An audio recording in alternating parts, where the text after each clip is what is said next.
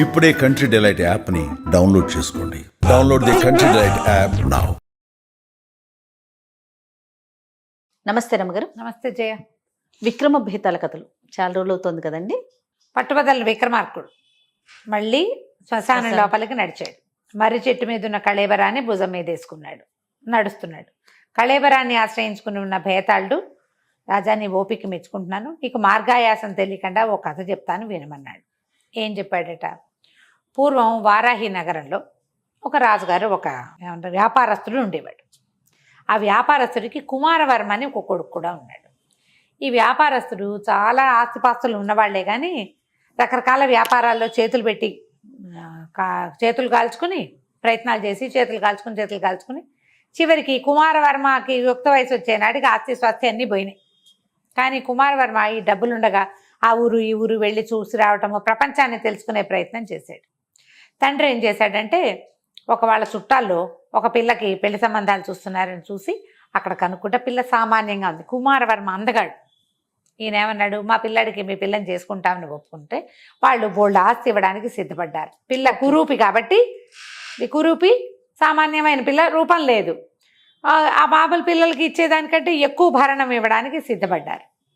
తండ్రి ఏమో సంబంధం కుదుర్చుకొచ్చేసి కుమారవర్మకి చెప్పాడు, అబ్బాయి నీ పెళ్లి కుదిర్చాను, ఫలానా వాళ్ళ అమ్మాయితో చిచ్చి ఆ పిల్ల బాగోదు కదా అన్నాడు. బాగోపోయినా సరే బోల్డ్ ఆస్తి తెస్తున్నారు, వాళ్ళ వ్యాపారంలో వాటా ఇస్తారు నీకు అని ఒప్పించాడు అని బలవంతం చేశాడు. బలవంతం చేస్తే కుమారవర్మ ఒప్పుకోలే. ఏదో కొద్దిగా డబ్బులు ఇవ్వు నాకు నీ దగ్గర ఉన్న వాటిలలో, నా దారి నేను వెళ్ళి నా సంపాదన నేను సంపాదించుకుంటా, నాకు కావాల్సిన పిల్లని నేను వెతుక్కుని పెళ్లి చేసుకుంటా, ఇట్లా నన్ను ఉద్ధరించడం కోసం ఏదో దిక్కుమాల పెళ్లి సంబంధం చేసుకుని దాన్ని చేసుకుంటే నీ జీవితం బాగుంటుందని చెప్పద్దు. తండ్రి ఏమన్నాడు, ఈ పిల్లని చేసుకో, నీకు కావాల్సిన వ్యవహారం చూసుకోమన్నాడు. నేను ఇట్లా చేసుకుని ఇంకో దాన్ని నేను చూసుకోను, ఒకదాన్నే చూసుకుంటా, నేను చచ్చినా ఈ పెళ్లి చేసుకోను అన్నాడు. వాళ్ళ నాన్న విసిగిపోయాడు, తిట్టాడు, పోట్టాడాడు, ఏమీ కుదరలా. ఈ కుమారవర్మ ఏం చేశాడు, ఒకనాటి రాత్రి వాళ్ళ నాన్నకు ఉత్తరం రాసిపెట్టి ఇంట్లో ఉన్న సొమ్ము తీసుకుని బయలుదేరి వెళ్ళిపోయాడు బయటికి. ఓకే. అమరావతి పట్టణంలో చాలా వ్యాపారాలకు అవకాశాలు ఉన్నాయని ఇలా కుర్రాళ్ళకి రాజులు అక్కడున్న రాజు పెద్ద పెద్ద ధనవంతులు కూడా సహాయం చేస్తారని కొత్త వ్యాపారాలు డెవలప్ చేయిస్తారు, అవకాశం ఉంది. అమరావతి పట్టణాన్ని బయలుదేరితే ఇతనికి మాధవ గుప్తుడని ఒకడు కలిశాడు. ధనగుప్తుడని ఒక కుర్రాడు కలిశాడు. ఈ ధనగుప్తుడికి మన కుమారవర్మకి ఏదో దూరపు చుట్టరికం ఉంది, చాలా చిన్నదే కానీ ఉన్నది. మాట్లాడుకుంటే ధనగుప్తుడు ఏం చెప్పాడంటే, నేను కూడా అమరావతి వెళ్తున్నాను, మద్దం కలిసి పోదాం పదా, పెళ్లి సంబంధం కుదిర్చారు, అక్కడికి వెళ్తున్నాను అన్నాడు. పిల్లని చూసావా అన్నాడు ఇతను. ఏమో ఎవరు చూశారు, బోల్డ్ ఆస్తి ఇస్తామన్నారు, మా నాన్న ఈ సంబంధం కుదిర్చాడంటే కుమారవర్మ ఆశ్చర్యపోయాడు. అటెటా చేసుకుంటావు నువ్వు, మనిషి పిల్లని చూడకుండా, ఆ పిల్ల బాగులేదు, ఆ పిల్లకి నీకు నచ్చదు, రేపు దాంతో ఎట్లా బతుకున్నంత కాలం కాపారం చేస్తావు, భరణం తెస్తుంది, బాగా బోల్డ్ డబ్బులు తెస్తుంది అంటే అవన్నీ ఎవరు చూస్తారు, డబ్బులు ఇంపార్టెంట్ అన్నాడు ధనగుప్తుడు. సరే ఇద్దరు కలిసి ప్రయాణం చేశారు. ఇతనికి దారులు అన్నీ తెలుసు, కుమారవర్మకి చాలా తిరిగాడు కదా, లోకం చూసేవాడు. ధనగుప్తుడికి ఏం తెలీదు, అసలు అమరావతి కూడా తెలియదు అతనికి, ఫస్ట్ టైం వెళ్తున్నాడు. పిల్లని చూసి రావడానికి, వాళ్ళకి కనపడి రావడానికి వెళ్తున్నాడు. సంబంధం అయితే కుదిరిపోయింది. సరే మధ్యదారిలో మధ్యలీలలో ఎక్కడెక్కడ ఆగితే ఫుడ్ దొరుకుతాయి, నీళ్లు దొరుకుతాయి, ఎక్కడ రాత్రి పడుకోవచ్చు చూసుకున్నారు ఇద్దరు, తెలుసు ఇతనికి. అన్ని చోట్ల ఆగుతూ చివరికి అమరావతికి చేరుకున్నారు. ఆయన గుర్రం అయింది, ఈయన గుర్రం ఈయింది. సరే మన కుమారవర్మ అన్నాడు, రాత్రి అయిపోయింది, ఇప్పుడు మీ అత్తవారిల్లు వెతుక్కుంటూ ఏం వెళ్తావు, నేను ఎటాకు సత్రంలో గది తీసుకుంటా, నువ్వు కూడా గది తీసుకో, రాత్రి భోజనం చేసి పడుకుందాం, రేపు పొద్దున్నే వెళ్దు కానీ నా పని నేను చూసుకుంటా, నీ దారి నువ్వు పోదు కానీ అంటే, సరే ఇద్దరు ఒక మంచి పెయిడ్ సత్రంలో దిగి ఎవరి రూముల్లో వాళ్ళు పడుకున్నారు. భోజనాలకి ఏం చెప్పాడంటే కుమారవర్మ అన్నాడు, ఈ 10 రోజుల నుంచి ప్రయాణంలో పిచ్చి చచ్చుదండి తిన్నాం, డబ్బులకు చూడొద్దు, శుభ్రమైన మంచి ఫుడ్ వండించండి అని చెప్పాడు. చెప్తే ఇద్దరు కలిసి చక్కగా తిన్నారు. ఈ ధనగుప్తుడు మంచి తిండిపోతూ ప్రయాణంలో పిచ్చి, ఇప్పుడు కుమారవర్మైన కుర్రాడు కాబట్టి తిండి కలిగిన వాడే, కానీ ధనగుప్తుడు అంత తిండి వాపి కాదు, కావలసినంత తిన్నాడు రుచిగా. ఈ అబ్బాయి కొంచెం ఒక మోతాదుని మించి ఫుల్గా తినేశాడు. ఎవరి గదుల్లోకి వాళ్ళు వెళ్ళి పడుకున్నారు. ఈ ధనగుప్తుడికి ఒక గంట పోయాక కడుపులో మంట మొదలైంది. ఇక మెల్లిగా క్రమంగా పెద్ద కేకలు పెట్టాడు, మండిపోతుంది ఆ కడుపులో మండుతోందంటే ఈ సత్రం వాళ్ళు తలుపులు తీయించారు, చూశారు. సరే వైద్యుడిని పిలిపించేసరికల్లా వైద్యుడు వచ్చి ఇతను ఏమన్నాడు, ఇతని పొట్టలో అల్సర్ ఉంది, గుల్మం అంటారు. ఏంటండి గుల్మం? గుల్మ ఉంది, దానివల్ల ఇతనికి ఫుడ్ సరిపడలేదు, ఎక్కువైపోయింది, సరిపడా మందు తేవడానికి తెల్లవారుతుంది, ఎట్లా ఉంటుందో చూద్దామన్నాడు. తెల్లవారేసరికి పరిస్థితి వికటించేసి ఆ వైద్యుడు అక్కడే పడుకున్నాడు. తెల్లారేక చూసి ఇతని పరిస్థితి బాగుండలేదు, అయిపోతాడు, ఎవరైనా బంధువులకి కబురు చేయండి అన్నారు. బంధువులకు కబురు చేయండి అన్నాడు. వీళ్ళు ఏం చేశారు, బంధువులకు కబురు చేయండి అనగానే ఇద్దరు కలిసి వచ్చారు కదా, కుమారవర్మని లేపుకొచ్చారు. నిద్ర లేపారు. అబ్బాయికి మీతో పాటు వచ్చిన ఆయనకి బాగోలేదండి అని చెప్పేసరికి ఈయన వచ్చి చూసేసరికల్లా గుడ్లు తేలేసి ఉన్నాడు. ఇతను తేలేసి ఉంటే వైద్యుడు అన్నాడు, బాబు అరగంట అంతే, ఇంకా ఆగదు, ప్రాణం పోతుంది, వాళ్ళకి ఉత్తరాలు ఏవో పంపించండి, ఈ ఊళ్ళో ఎవరైనా ఉంటే చెప్పండి అంటే, సరే ఇతను ఏం చేశాడు, ఇతను అటు ఇటు కాలకృత్యాలు తీర్చుకుని కాస్త ఏదో వేడి నీళ్ళు తాగేసరికి ధనగుప్తుడు అయిపోయాడు, చనిపోయాడు. చనిపోయేసరికల్లా ఇతను ఏం చేశాడు, మరి ఇప్పుడు ఏం చేస్తాం, ఈ కాలం అయితే ఐస్ బాక్సులు అవి ఉంటాయి, ఆ కాలం అట్లా కాదు. వాళ్ళ ఇంటికేమో ఓ ఉత్తరం రాసి 8 రోజులో 6 రోజులో పడుతుంది, మీ అబ్బాయి ఇక్కడ అయిపోయాడు, ఇది చేసేసామని చెప్పాలి. ఇప్పుడు పద్ధతి అది. అప్పట్లో ప్రయాణాలకు కూడా అంత సులువు ఏం కాదు, ఉత్తరాలే వెళ్ళాలి. 7 రోజులు వాడు ప్రయాణం చేసి ఉత్తరం ఇచ్చేస్తాడు. వీళ్ళు కొంచెం నిదానంగా వచ్చారు.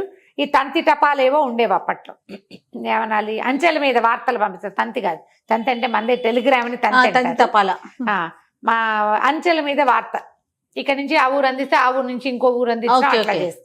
అంచెల మీద వాళ్ళ ఇంటికి ఉత్తరం రాయించి పంపించాడు. పంపించి సత్రం యజమానికి కొంచెం డబ్బులు ఇచ్చి, అయ్యా ఉత్తర క్రియలకు ఏర్పాటు చేసినంటే వీళ్ళకి బంధువులు ఒకళ్ళన్నారు, నేను పోయి వాళ్ళ ఇంటికి వెళ్ళి చెప్పొస్తానని. ఇతనికి ఊరంతా తెలుసుగా కుమారవర్మకి. పోయి ధనగుప్తుడిగా చచ్చిపోయాడు. ఇతను పెళ్లి సంబంధం కుదుర్చుకున్నది మాధవగుప్తుడు గారు అమ్మాయి కళ్యాణితోటి. ఆ మాధవగుప్తుడి ఇంటికి వెళ్ళాడు. తను చక్కగా మంచి స్ఫురద్రూపి, ముందే చెప్పుకున్నాం కదా. తలుపు కొట్టేసరికల్లా ఆయన తలుపు తీసి, రండి రండి మీకోసం వెయిట్ చేస్తామని తీసుకుపోయాడు. వీడే పెళ్లి కొడుకు అనుకున్నారు వాళ్ళు. మీకోసమే చూస్తున్నాం, రండి రండి అనేసి పెళ్లి కొడుకు హడావిడి చేసేశారు వాళ్ళు. చుట్టాలు పక్కాలు అందరూ చేరారు. ఇతను పాపం నేను కాదండి ఫలానా అని చెప్పనివ్వల, వాళ్ళు చెప్పలేకపోయాడు. అయితే ఈ వచ్చిన గుంపులో చాలామంది చుట్టాలు వాళ్ళు వీళ్ళు వచ్చి పలకరించారు. ఈ అబ్బాయి యాక్టివ్గా ఉండటం, చురుగ్గా కలుపుగోలుగా ఉన్నాడని అందరినీ పలకరించాడు. మరి వాళ్ళ చుట్టాలందరినీ తెలుసుకున్నాడు. కాబోయే అల్లుడు అనుకున్న దానికంటే చురుగ్గా కలుపుగోలుగా అందంగా యాక్టివ్గా ఉండేసరికి సంతోషపడ్డారు వాళ్ళు. అయితే వచ్చిన చుట్టాల గుంపులో ఒకడు కొరకొరా చూస్తున్నాడు తన్నే అని అనిపించింది. అర్థం కాల, ఏం చేయాలో తెలియలే. సరే పిల్లతో మీరు పిల్ల మాట్లాడుకోండి బాబు అని పిల్లని పిలిచారు. మీరు ఏమైనా మాట్లాడదలుచుకుంటే మాట్లాడండి అంటే, ఆ పిల్ల సన్నగా పొడుగ్గా సెలాకల్లే బాగుంది, కాకపోతే మొహం మాత్రం యాక్టివ్గానే ఉంది, కానీ నీతో నాకేమిటి అన్నట్టుగా ఉంది. ఇతను అమ్మాయిని ఏదో పలకరించిపోయాడు. మీకు డబ్బే కదండి కావాల్సింది, తినేసి వెళ్ళండి, డబ్బులు ఎలాగో మీ చేతికి అందుతాయి అంది. అనేసరికి ఇతనికి అర్థం కాల, ఈ పిల్లకి పెళ్ళంటే ఇష్టం లేదు. ఒకటి, ఆ కొరకరా చూసిన వాడు దీనికి ఈడైన వాడుగా కనపడుతున్నాడు. వాడు దీనికి ఏమవుతాడో అని బాగా ఆలోచిస్తే మేనమావ కొడుకు వరస అయ్యేలాగా జ్ఞాపకం వచ్చింది. ఇక్కడ ఏదో ఫిక్స్ నడుస్తోంది. వీళ్ళు పెద్ద ఆస్తికి ఆశపడి బాగా కట్నం ఇస్తామని ధనగుప్తుడి సంబంధం కుదుర్చుకున్నారు. ఓకే, భోజనాలు అన్నారు. సరే ఈ భోజనాలు అయ్యేసరికల్లా, భోజనం పెట్టేసరికల్లా ఆ కొరకొరా చూస్తున్న కుర్రాడి పేరు వజ్రపాలుడు. వాడు కాస్త ఈ కుమారవర్మ దగ్గరకు వచ్చి, ఏంటి అన్నం తినేసి వచ్చి చూసేసరికి అందరితో యాక్టివ్గా మాట్లాడితే పెళ్ళైపోయినట్టేనా, ద్వంద్వ యుద్ధంలో కానీ కళ్యాణి నీకు దక్కదన్నాడు. అనేసరికి ఈయన ఆశ్చర్యపడి, ఇతను వెళ్ళినప్పుడు ఇతనికి నడువుకి ఖడ్గం ఉంది, కత్తిపుచ్చుకుని తిరుగుతున్నావు, నువ్వు అంత పరాక్రమశాలివా అని అడిగాడు. ఎందుకంటే వాళ్ళు ఎంక్వైరీ చేసిన దాని ప్రకారము ధనగుప్తుడు వాళ్ళు సోబర్ వాళ్ళు, అబ్బాయికి ఖడ్గ విద్యలు వచ్చిన వ్యవహారం లేదు. కానీ కుమారవర్మ మాత్రం గట్టివాడు, అతను లోకం చూసినవాడు, అన్ని నేర్చుకున్నాడు అతను. ఇతను నడువుకి ఖడ్గం ఉంది, నువ్వు ఖడ్గం పెట్టుకున్నంత మాత్రం పరాక్రమశాలి అయిపోతావా అంటే, ఇతను అన్నాడు, కుమారవర్మ నీకేదో సరదాగా ఉన్నట్టుందే, నాతో కత్తి కలపాలని, నేను రెడీ అన్నాడు. సరే భోజనాలు అయ్యాక పక్కన ఉన్న తోటలోకి రా, అక్కడ నీ అంతు తెలుస్తానని వజ్రపాలుడు చెప్పేశాడు. ఇతనికి తెలిసినంత మటుకు ధనగుప్తుడికి అటువంటి సీన్ లేదు, స్టైలిష్గా ఖడ్గం పెట్టుకొచ్చాడు, వీడిని 2 దెబ్బల్లో పడగొట్టేయచ్చు అనుకున్నాడు. ఓకే, ఆ పక్కన భోజనాల తర్వాత నోట్లో బక్కపడేసుకుని అటు ఇటు తిరుగుతుంటే తోటలోకి పిలుచుకెళ్ళాడు.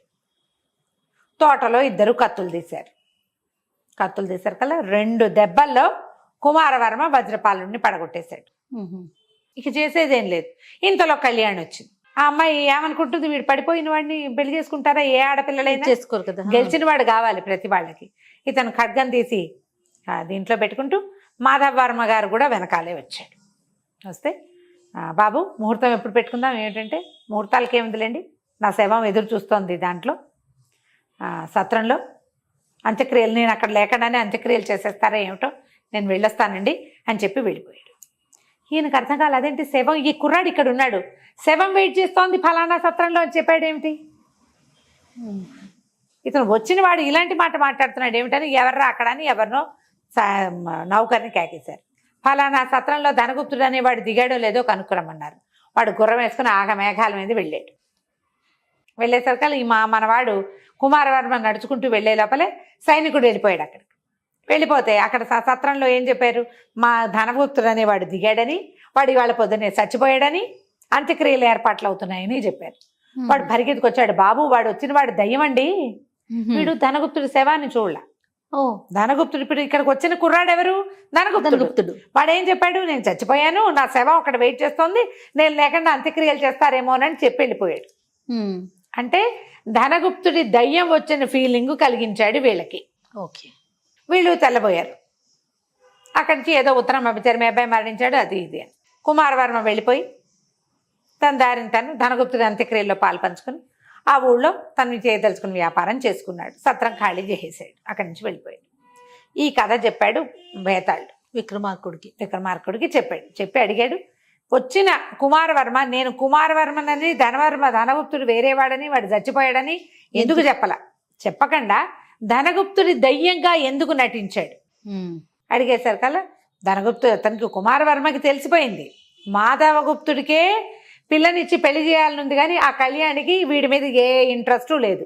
డబ్బుల కోసం తన్ని ధనం కోసం పెళ్లి చేసుకునే వాడి మీద ఆ పిల్లకి ఆసక్తి లేదు, వజ్రపాలుడి మీద ఆసక్తి ఉంది.